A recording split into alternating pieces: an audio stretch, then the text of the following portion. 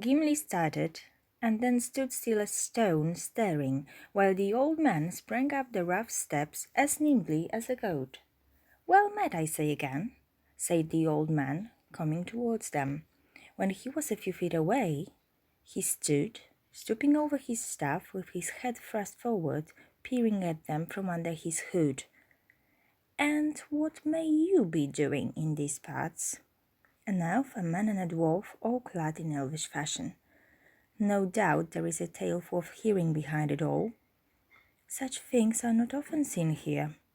"You speak as one that knows Fangorn well," said Aragorn. "Is that so?" "Not well," said the old man. "That would be the study of many lives, but I come here now and again. Might we know your name, and then hear what is that you have to say to us?" said Aragorn. "The morning passes, and we have an errand that will not wait. As for what I wish to say, I have said it. What may you be doing, and what tale can you tell of yourselves? As for my name—" He broke off, laughing long and softly.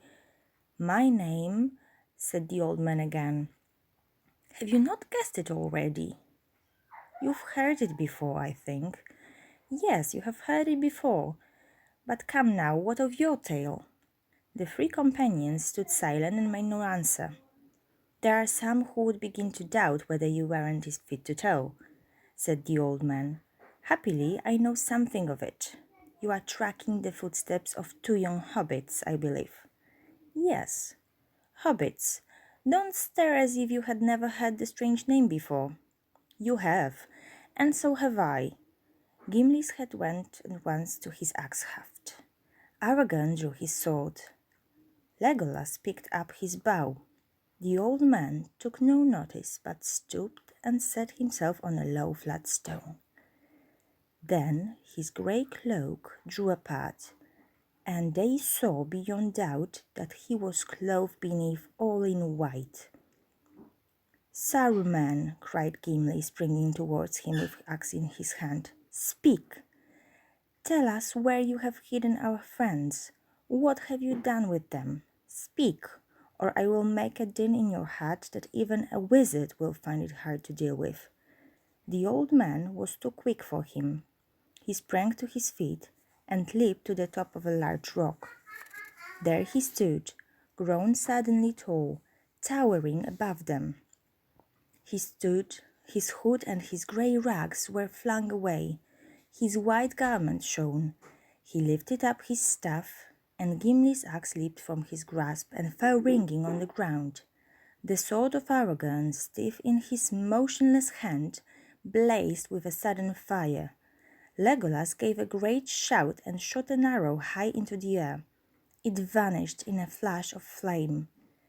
"Mithrandir," he cried, "Mithrandir! Well met, I say to you again, Legolas," said the old man. They all gazed at him. His hair was white as snow in the sunshine, and gleaming white was his robe. The eyes under his deep brows were bright, piercing as the rays of the sun. Power was in his hand. Between wonder, joy, and fear, they stood and found no words to say. At last Aragorn stood. "Gandalf," he said, "beyond all hope you returned to us in our need. What veil was over my sight? Gandalf!" Gimli said nothing. Hat sank to his knees, shading his eyes. "Gandalf," the old man repeated, as if recalling from old memory along these used words. "Yes, that was the name. I was Gandalf." He stepped down from the rock, and picking up his grey cloak, wrapped it about him. It seemed as if the sun had been shining, but now was hidden in cloud again. "Yes, you may still call me Gandalf," he said, and the voice was the voice of their old friend and guide. "Get up, my good Gimli. No blame to you, and no harm done to me. Indeed, my friends, none of you have any weapon that could hurt me. Be merry. We meet again at the turn of the tide. The great storm is coming, but the tide has turned." He laid his hand on Gimli's head, and the dwarf looked up and laughed suddenly. "Gandalf," he said. But you are all in white. Yes, I am white now, said Gandalf. Indeed, I am Saruman. One might almost say Saruman as he should have been. But come now, tell me of yourselves. I have passed through fire and deep water since we parted. I have forgotten much that I thought I knew, and learned again much that I had forgotten. I can see many things far off, but many things that are close at hand I cannot see. Tell me of yourselves.